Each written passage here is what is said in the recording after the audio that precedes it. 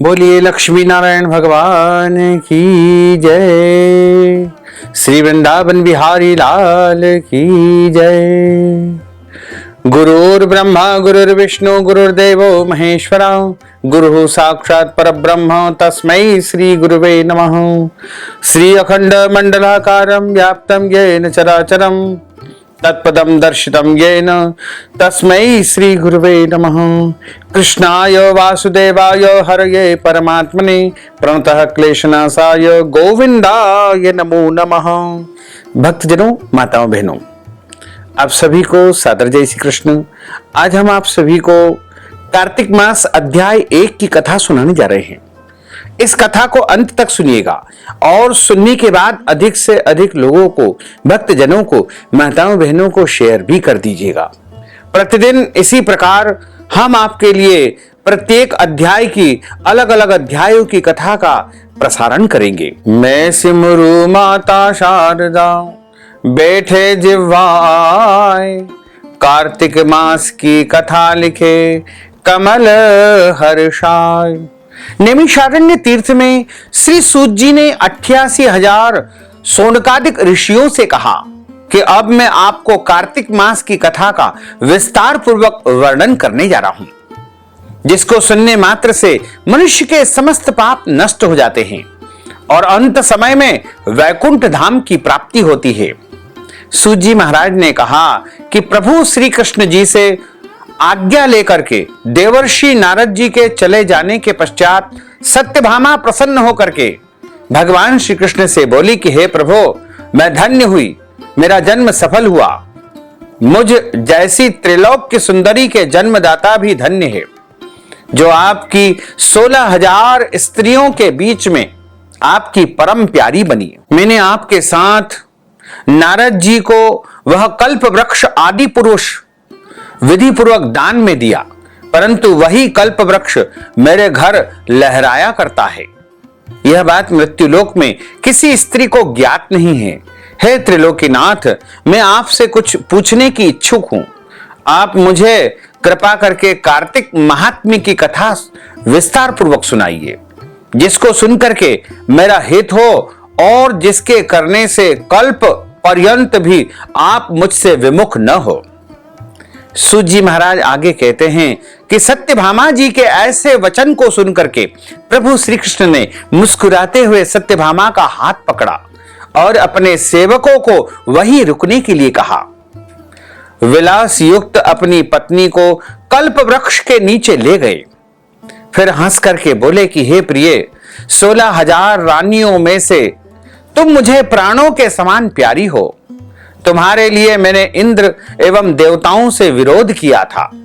हे कांते, जो बात तुमने मुझसे पूछी है उसे सुनो।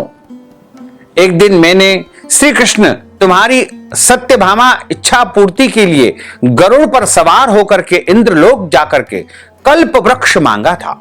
इंद्र द्वारा मना किए जाने पर इंद्र एवं गरुड़ में घोर संग्राम हुआ और गोलोक में भी गरुड़ जी गौवों से युद्ध किया। गरुड़ की चोंच से उनके कान एवं पूंछ कट करके गिरने लगे, जिससे 3 वस्तुएं उत्पन्न हुई।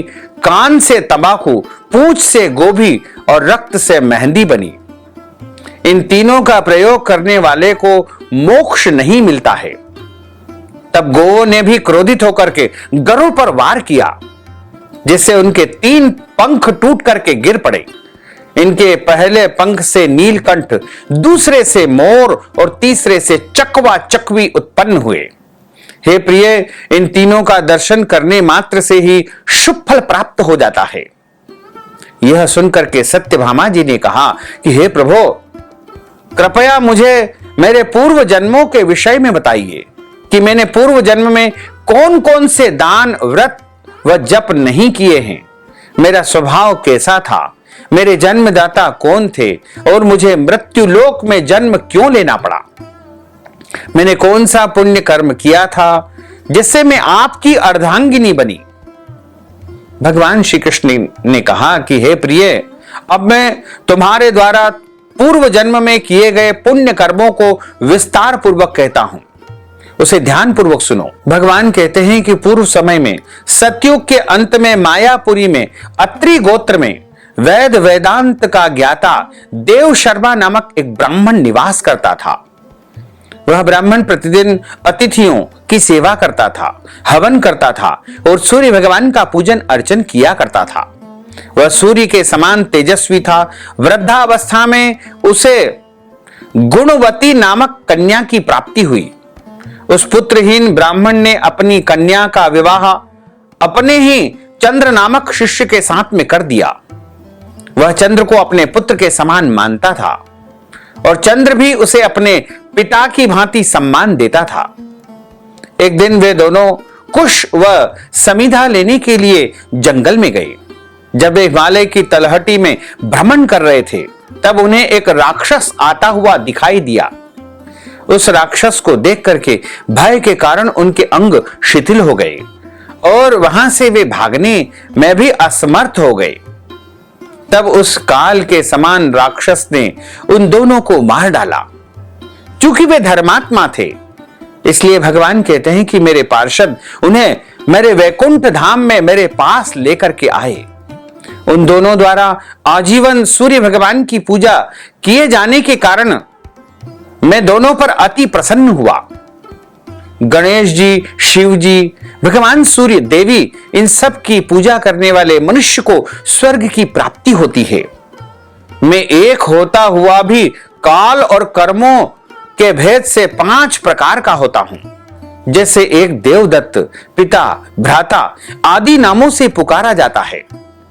जब वे दोनों विमान पर चढ़ करके आरूढ़ होकर के सूर्य के समान तेजस्वी रूपवान चंदन की माला धारण किए हुए मेरे भवन में आए तो वे दिव्य भोगों को भोगने लगे। भगवान कहते हैं कि कार्तिक का महीना प्रारंभ हो चुका है। इस माह को बहुत ही पवित्र महीना माना जाता है। इस माह में भगवान विष्णु अपनी योग निद्रा से जागते हैं और सभी प्रकार के मांगलिक कार्य भी कार्तिक माह में आरंभ होते हैं। कार्तिक मास में दीपावली का महापर्व आता है। पुराणों में कार्तिक मास की महिमा का वर्णन मिलता है।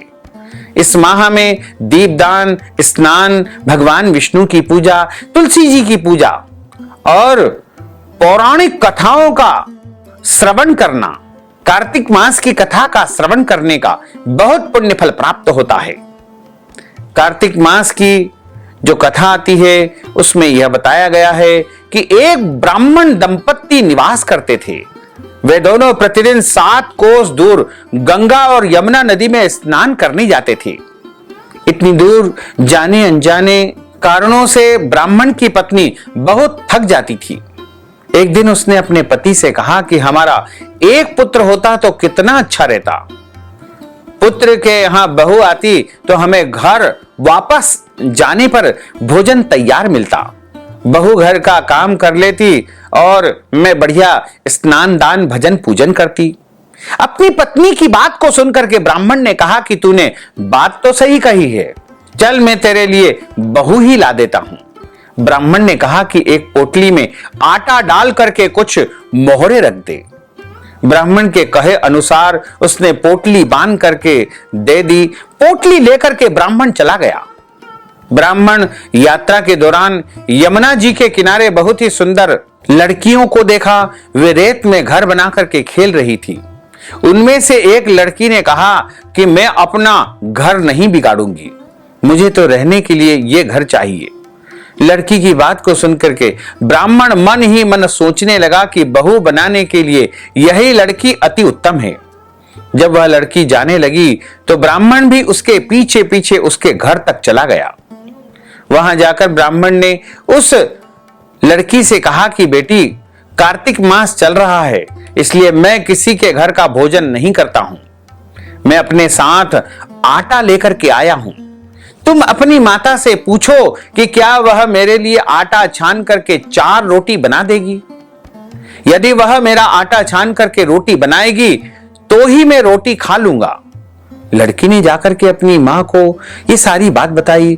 मां ने कहा कि उचित है, जाकर के ब्राह्मण देव से कह दो कि वह अपना आटा दे दे, मैं रोटी बना दूंगी। जब वह आटा छानने लगी तो आटे में से मोहरें निकलने लगी।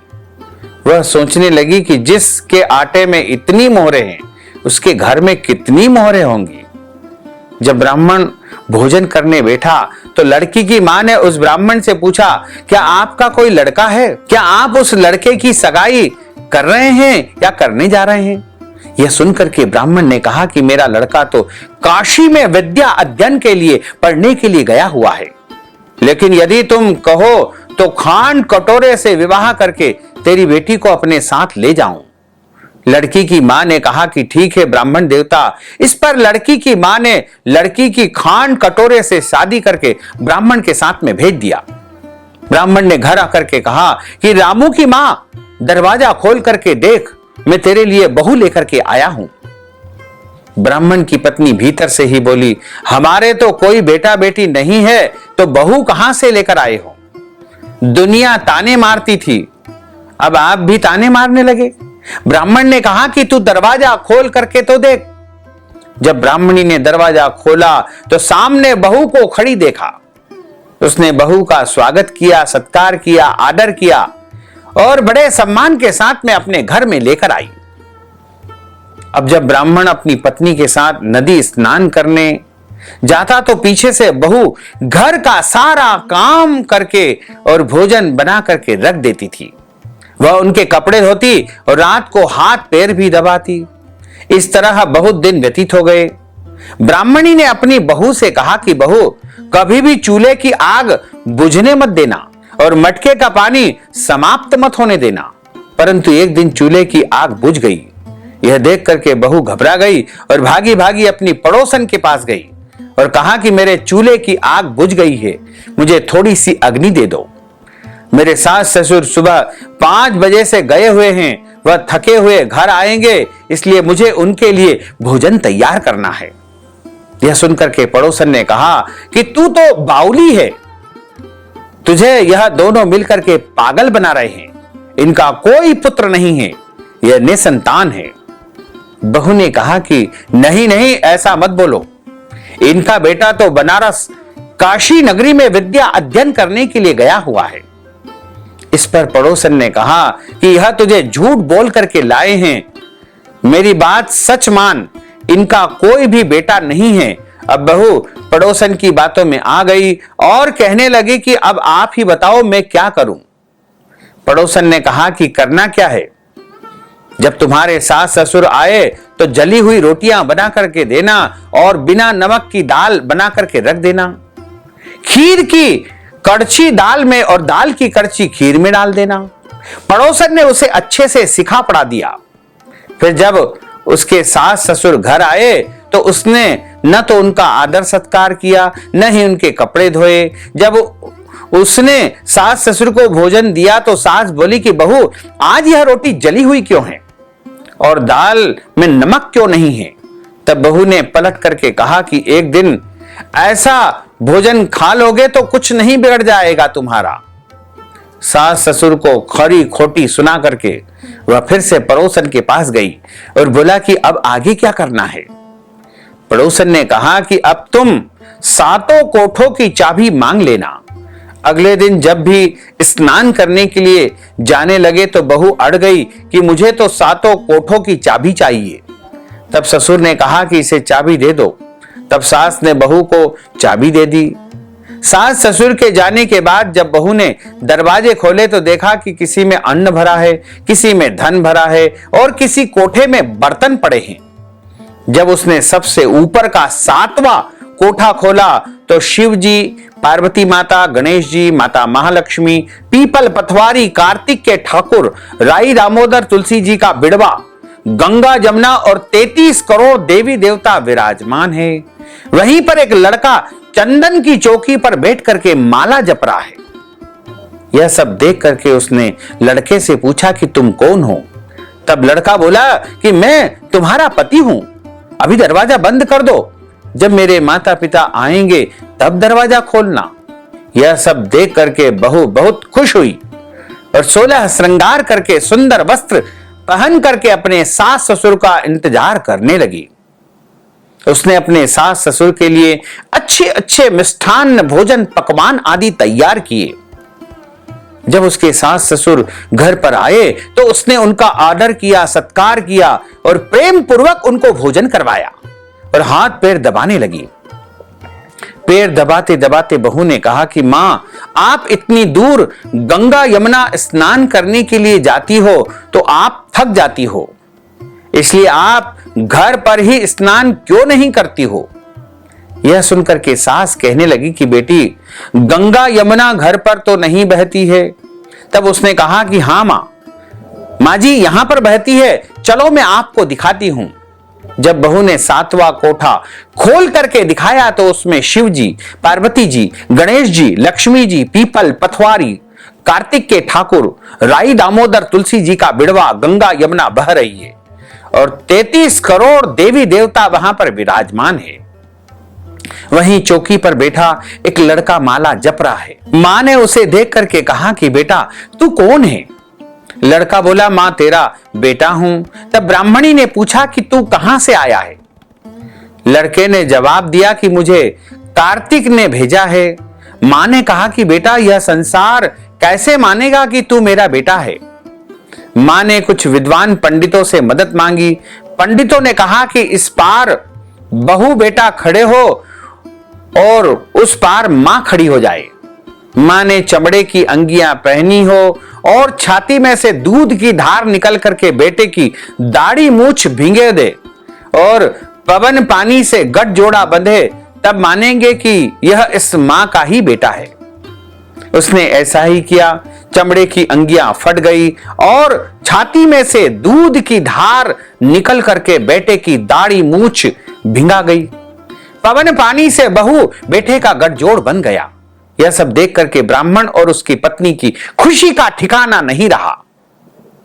तो यह कार्तिक मास की ही कथा है। हे कार्तिक के ठाकुर, जैसे ब्राह्मण और ब्राह्मणी को बहू बेटा दिया वैसे सबको देना। कार्तिक मास की कथा कहने सुनने और हुंकारा भरने वाले सब पर कृपा करना।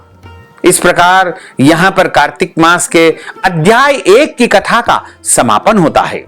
इसके बाद अगली जो कथा है उसमें क्रमशः अगले दिन की दूसरे अध्याय की कथा में आपको अगली कथा सुनाई जाएगी। बोलिए श्री कृष्णचंद्र भगवान की जय। अच्युतम केशवम राम नारायणम कृष्ण दामोदरम वासुदेवम हरे श्रीधरम माधवम गोपिका वल्लभम श्री जानकी नायकम श्री रामचंद्रम भजे जानकी मनोहरम सर्वलोक नायकम श्री शंकरादि सेवितम पुण्य नाम कीर्तनम श्री राम राम राम राम राम नाम तायकम राम कृष्ण वासुदेवा भक्ति मुक्तिदायकम राम कृष्ण वासुदेवा भक्ति मुक्तिदायकम हरे राम राम राम हरे हरे हरे कृष्णा कृष्णा कृष्णा हरे हरे श्री कृष्ण गोविंद हरे मुरारे हे नाथ नारायण वासुदेवा हे नाथ नारायण वासुदेवा हे नाथ नारायण वासुदेवा श्री कृष्ण गोविंद हरे मुरारे हे नाथ नारायण वासुदेवा हे नाथ नारायण वासुदेवा। बोलिए श्री लक्ष्मी नारायण भगवान की जय। श्री वृंदावन बिहारी लाल की जय। श्री गिरिराज धरण की जय। श्री बाल कृष्ण लाल की जय। श्री श्याम सुंदर यमुने महारानी की जय। जगत गुरु श्री वल्लभा की जय। गोसाई जी परम दयाल की जय। श्री गुरुदेव की जय। लाडले लाल की जय। आज के आनंद की जय। धर्म की जय हो, अधर्म का नाश हो, प्राणियों में सद्भावना हो, विश्व का कल्याण हो, सनातन धर्म की जय हो, गौ माता की जय हो, नगर बस्ती की जय हो, आज के आनंद की जय हो, कल के आनंद की जय हो, परसों के आनंद की जय हो, बरसों बरसों के आनंद की जय हो। ओम नमः पार्वती पते हर हर महादेव हर। काल हर, कंटक हर, दुख हर, दारिद्र हर, आनंद की लहर कर। भक्तजनों, माताओं बहनों, यदि आप कार्तिक मास के निमित्त कार्तिक की कथा की दक्षिणा प्रदान करना चाहते हैं, ब्राह्मण भोजन, अन्नदान, गोदान, वस्त्रदान, कोई भी दान करना चाहते हैं, तो आप हमारे गूगल पे, फोन पे, पेटीएम नंबर, अकाउंट नंबर के माध्यम से दान दक्षिणा प्रदान करके, नगद धनराशि प्रदान करके कार्तिक मास का संपूर्ण पुण्य लाभ प्राप्त कर सकते हैं। साथ ही आप सभी से अनुरोध है कि हमारे इस ज्ञानवर्धक वीडियो को अधिक से अधिक लोगों को शेयर करिएगा, लाइक करिएगा, कमेंट करिएगा और यदि अभी तक आपने सब्सक्राइब नहीं किया है तो अभी और इसी समय सब्सक्राइब कर लीजिए। आपको और आपके पूरे परिवार को सादर जय श्री कृष्ण, सादर धन्यवाद।